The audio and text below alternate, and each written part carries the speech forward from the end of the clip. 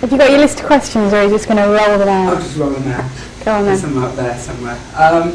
You spent a lot of time researching this role. I was reading. You did a lot of work comparing the original script to the film script. You're a methodical worker in that sense? Jane Eyre, you have to be. I can't disrespect it and not do that work. Otherwise I would have gone home and thought, you know, maybe I should have done this, but no. Totally sure of what I had to do because of the book. You know?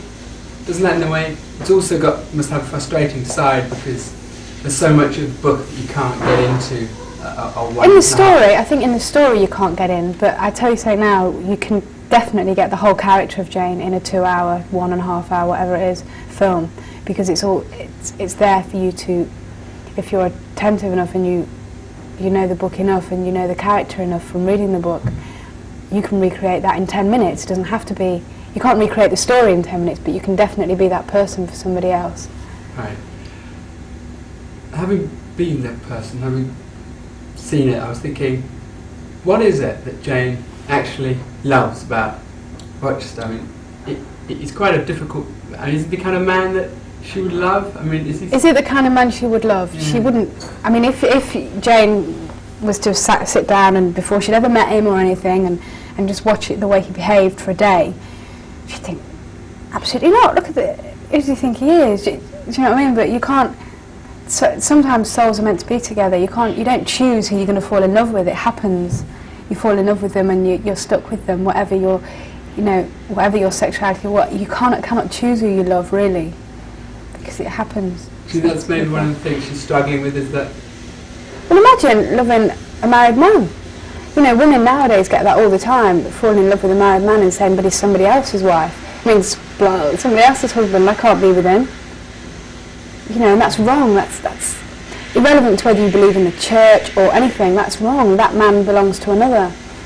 I love him, he loves me, I know he loves me, and I love him. I feel she felt like she loved him more than that wife, you know, but then you have to look at the circumstances upon which they were married. They didn't love each other when they were married. They were married for whatever reason. Sometimes people are married for convenience, because the wife's pregnant, you know, whatever. They're just meant to be together, you know. Everyone's on a journey, and the fact that he's a much older man doesn't matter, that they're on the right, do you know what I mean, they're on the right levels if you believe in all that. Can we just check this chart? That roadworks, why have it? I know, it's a nightmare. The windows are shut and everything. Really? I tried to find out if they had a quieter room, but they said this is a... No, unfortunately all the rooms are on the same We could have got a hotel room or something, couldn't we? Yeah, but even then, really? they have to be on the same side of the thing, because they're all facing the Sure. That's okay. Do you get the feeling that the characters, kind of if they were modern characters in the modern play with a modern idea of what we have of, you know, psychology and psychiatrists, they're kind of very damaged people, do you think? They both come from... I think that you attract, sometimes in points of your life, you attract what you are. Do you know what I mean?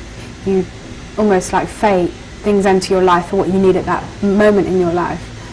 I think what's happened to him is equally as damaging as what happened to Jane, but she's not the sort of person to feel that damage. Do you know what I mean? She knows what's happened to her, and she just gets on with life. She doesn't dwell on it. She's, do you know what I mean? So it doesn't really matter. She seems much stronger. She's maybe much younger, much less. Yeah, I think she's stronger. Yeah, isn't she? Because when it comes to it, she says, you know, I would rather die than watch the love we have twist into something ugly. You know, she's strong enough. She's strong enough in that love to be able to leave him. Do you know what I mean? Imagine leaving somebody you love so much, but leaving them because you love them. That takes a lot of strength, because a lot of people would just rather stay with somebody because they love them. And sometimes it's a weak thing to stay, even though you think, I've got to stay with this person, I've got to support them, this person needs me, you know? I mean, Rochester's a bit like that, isn't he? In that he sticks with his first wife, but he doesn't do anything. He goes away and he keeps coming back to her, and then he tries to get Jane to stay even after. Well, we have to remember that the state that she's in.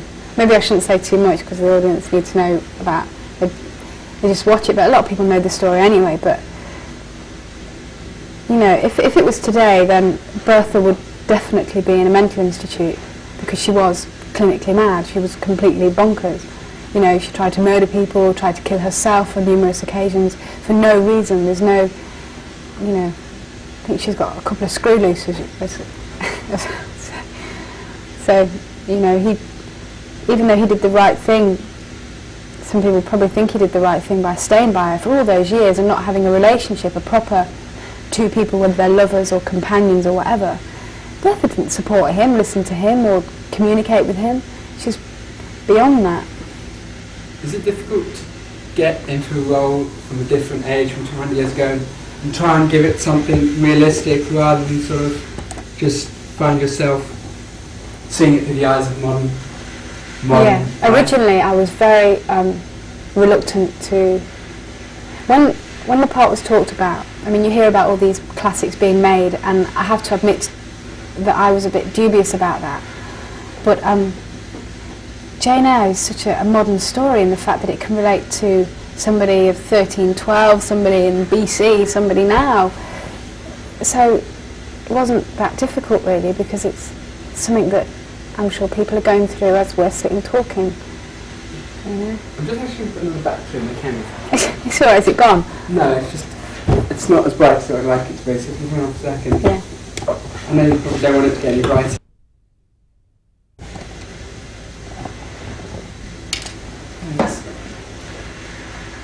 I haven't really tired. I was reading the press release that came with it, and one of your quotes talked about this. Yes, felt a certain pressure going into doing this. Yeah. Did you? Well, not many people get the opportunity to play Jane.